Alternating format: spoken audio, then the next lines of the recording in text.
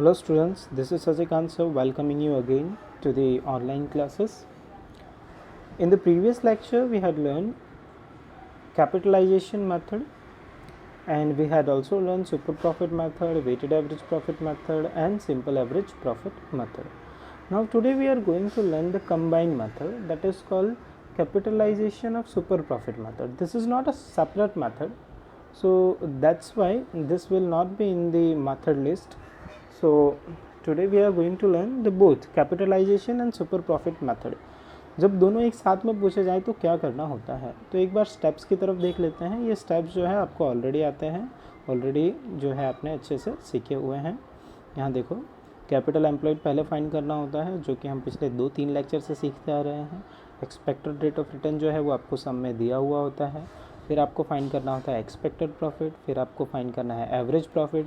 This average profit may be simple average और may be weighted average as required, and super profit method and super profit. How can we find super profit? Average profit minus expected profit, है ना. Super profit का तो already formula हम जानते ही हैं. तो last में ये जो चेंज है, पॉइंट नंबर 6 जो आपको दिख रहा है, बस ये चेंज है. ये क्या है? तो इसमें क्या है, हमें सुपर प्रॉफिट को कैपिटलाइज करना है. तो super profit divided by expected rate of return, that would be the answer. Okay, इसमें नोट ध्यान रखने वाली बात क्या है कि if super profit is zero और negative then it is no goodwill exist in the business. मतलब कहने का ये मतलब है कि अगर सुपर प्रॉफिट नेगेटिव है या ज़ीरो है तो फर्म का गुडविल नहीं है, ऐसा कहेंगे, क्योंकि गुडविल कभी नेगेटिव नहीं होती. या तो नहीं होती है या तो होती है. तो आज हम देखते हैं एक क्वेश्चन जो कि लिया है इलस्ट्रेशन 8 में से, बुक में से.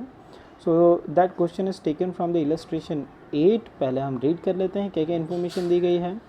Determine the value of goodwill of Virat and Anushka's firm as per the capitalisation of super profit. क्या करना है, सुपर प्रॉफिट को कैपिटलाइज करना है. कैपिटल एम्प्लॉयड दिया हुआ है 7,80,000. Expected rate of return 12%. 5 years के प्रॉफिट हैं. प्रॉफिट को चेक कर लो क्या फ्लक्चुएटिंग है या कोई पैटर्न को फॉलो कर रहा है. सो 2,270,000 इंक्रीज़ हुआ, फिर डिक्रीज़ हो गया 240, फिर इंक्रीज़ हुआ 250, फिर डिक्रीज़ हो गया 230.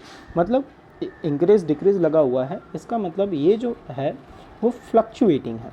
ठीक है, तो फ्लक्चुएटिंग प्रॉफिट हो तो हम सिंपल एवरेज फाइंड करते हैं. आगे चलते हैं हमारे आंसर की तरफ. तो आंसर जो है वो आप देखोगे तो कैपिटल एम्प्लॉयड जो है वो तो सम में दिया हुआ था, कोई अलग से नहीं लिखा गया है. Expected rate of return was also given in this sum and expected profit, हाँ ये हमने फाइंड किया है. एक्सपेक्टेड प्रॉफिट का फॉर्मूला क्या है, capital employed into expected rate of return. 7,80,000 into 12%, 93,600. So finally it is 2,38,000. Sorry, it's an average profit, sorry, beg your pardon. So finally it is 93,600. What? Expected profit.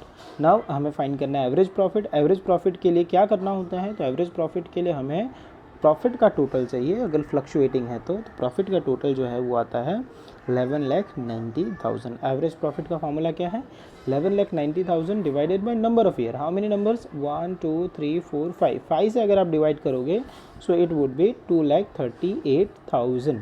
इस तरह से देखो यहाँ पर, यह 2,38,000 आपको दिख रहा है यहाँ पर. Okay, so let's move to the next step. Average profit है, एक्सपेक्टेड प्रॉफिट आप क्या फाइंड करना है, तो अब हमें सुपर प्रॉफिट फाइंड करना है. सुपर प्रॉफिट का फॉर्मूला क्या है, super profit is equal average profit minus expected rate of return. Average profit हमारा कितना था, 2,38,000. एक्सपेक्टेड प्रॉफिट 93,600 माइनस किया तो आंसर है 1,44,400. So this is our super profit. अब सुपर प्रॉफिट तो पूछा नहीं है, हमें क्या पूछा है, capitalisation of super profit. So capitalisation of super profit means super profit divided by ERR, expected rate of return. So यहाँ पे 1,44,400 divided by 12%, the answer is 12,0333.333. ठीक है, ये है आपका आंसर. पॉइंट के बाद की डिजिट ना लिखना हो तो चले. तो फाइनली जो हमारा आंसर है वो क्या आया, फाइनली जो हमारा आंसर है वो क्या है, 12,03,333. So thank you students for listening this. Hopefully you got the point. Video में डिस्टर्बेंस के लिए मैं माफ़ी चाहता हूँ. होमवर्क आपको कल दे दिया गया था. Stay home and stay